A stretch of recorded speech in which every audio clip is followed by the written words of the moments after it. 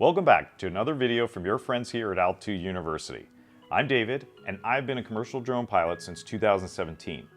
One of the questions I often get asked by pilots who have just earned their Part 107 is what gear they should bring to their first drone gig. Stick around, and I'll share what I bring to my gigs and give some tips to help you choose the best gear for your drone service business.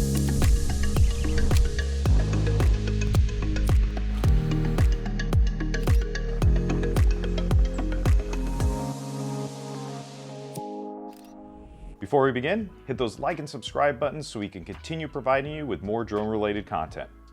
If you're like me, the minute you get your Part 107, you're hungry and ready to get that first paid gig. The last thing you want to do is arrive on site and realize you forgot that crucial piece of gear. It's usually not the drone, but something else vitally important like ND filters or extra batteries. The list I'm going to cover today is a good list for most drone gigs, especially ones that don't require specialized equipment like ground control points or RTK base stations. Don't forget to tailor this list to meet your specific needs based on the gig. Let's head out to the field and check out my gear. All right, we're outside on a somewhat sunny day in Irvine, and I've got my gear laid out on what I bring to a typical shoot. So I'm gonna use my cheat sheet and just kind of go through and show you guys what I bring out every time, and hopefully that'll help you make your decision on what gear you should choose. All right, so first things first, we're gonna start with safety. I always make sure that I have a safety vest. The great thing about a safety vest is in addition to showing that you're doing something that requires a little bit of standoff, you know, most people recognize a safety vest as somebody who's supposed to be in an area. So you'll find that less people will probably bother you with asking why you're flying above their house or above their area when they see that vest. So it's good for both the safety side and also keeping your operation a little private. I also bring cones so that if I'm around people, I can make sure to have a little bit of standoff from that. And the hard hat, I really don't use that all the time, but if you do any kind of work inside of industrial complexes or at a construction site, they're probably going to require that along with steel-toed boots. So always good to have a hard hat. The landing pad. Our friends at Hoodman probably make the best pads on the market, at least in my opinion. This is the LP21 pad. What's really nice about this one is it's a tri-fold, has green on one side and the orange on the other. So this can fold up, comes with a rubber band so you can keep it nice and compact, but it's easy to just throw down and put it on the uneven surface so that your drone has nice contact there.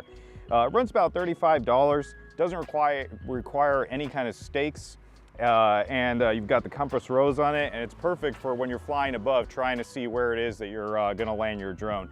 Make sure to check out the link descriptions. We've got a 10% discount for all of the Altitude community members if you're interested in getting one of these yourself. Like I said, highly recommend the Hoodman pad. All right, so after safety's covered, we'll go to the drone. Right now, most of my gigs I'm flying a DJI Air 3. So you wanna make sure you have your drone, your remote. Obviously you need batteries. It's always a good idea to have extra propellers. So I carry those in my hard case, a repair kit, which is the little yellow box right there, just in case you have some issues. And then of course you want everything you need to do all the charging for those batteries, maybe some remote charging capabilities as well. With the drone, I go to a lot of remote areas, so I like to make sure I have a backup. So in here I have an older Mavic drone that I like to have just in case something happens to this drone, I'm still able to complete the gig and then worry about repairs and everything at a later time.